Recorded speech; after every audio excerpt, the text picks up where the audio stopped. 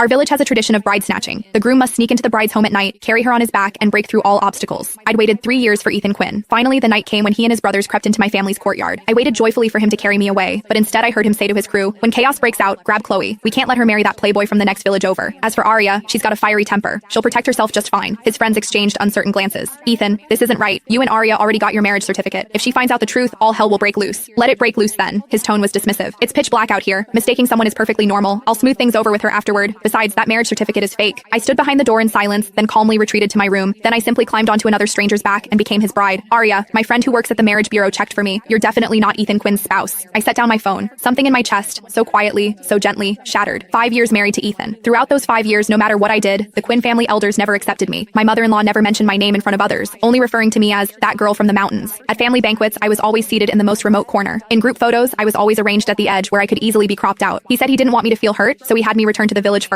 He said he'd wait until he completed our village's bride snatching ritual, followed all the proper procedures, then bring me back legitimately. I obediently returned. Though we spent little time together, to outsiders we seemed loving and harmonious enough, but I'd waited 3 years for him, saved up 3 years worth of things to say, longed for this night for 3 years. Yet he came for another woman. He'd fooled me with a fake certificate for 3 years, all just so I wouldn't discover. The person he truly wanted to capture was my stepsister Chloe. I looked at the woman in the mirror, expressionless, neither joyful nor sorrowful. Soon, commotion erupted in the courtyard. The bride snatching had begun. People were shouting, "They're here! They're here!" Someone laughed. Footsteps pounded past in chaos. Someone deliberately blocked the path. The firelight painted half the sky red. The excitement belonged to them. The excitement was for Chloe. The other group consisted of people from the neighboring village who'd come for the capture. They'd originally come to capture Chloe. According to tradition, if a girl was unwilling, she could hide away early and let them make a wasted trip. But Chloe didn't hide. She'd been waiting in her room all along, waiting to be carried away. And the person she was waiting for was my husband. The room I was in wasn't my usual one. It was Chloe's. That afternoon, my stepmother had called me over, held my hand, and spoke with rare gentleness. "Arya, tonight during the capture, you stay in Chloe's room. Your room is too quiet. The capture group won't find it easily. Those thugs coming for Chloe are troublemakers. You've always been tough since childhood, can take a beating. Not like Chloe with her delicate constitution. If she got hurt by accident, it would be terrible." I said nothing. I knew what she meant. According to village tradition, during bride snatchings, the groom's brothers would charge in first to seize the bride. The woman had to resist, struggle, fight desperately to prevent being carried away. This was called blocking the door. The harder you blocked, the fiercer you fought, the more precious the girl was considered. The harder the groom's side had to fight to carry her away. Those punches and shoves would land on you for real. My stepmother sighed, acting as though sharing her deepest thoughts. She studied my expression, testing the waters. "Besides, Ethan's from the city. He's not familiar with our customs. If you stay in this room by the entrance, he won't have to search the whole courtyard." Back then, wanting to make things easier for Ethan, I'd agreed. I'd even sent him a message with my room's location. But who knew? They'd been planning this switch all along. Outside, a louder commotion suddenly erupted. Someone shouted, "Got her! Got the bride!" People laughed, people cheered, firecrackers crackled and popped. I listened but didn't move. I knew who they'd captured. I could even picture the scene. Ethan carrying Chloe on his back, stumbling through the crowd. His brothers flanking them protectively. Someone deliberately blocking their path. People throwing things. Chloe burying her face against his back, pretending to struggle a few times. How wonderful. I lowered my eyes, refusing to look. Before long, my room door burst open. A group of people surged into the darkness. Their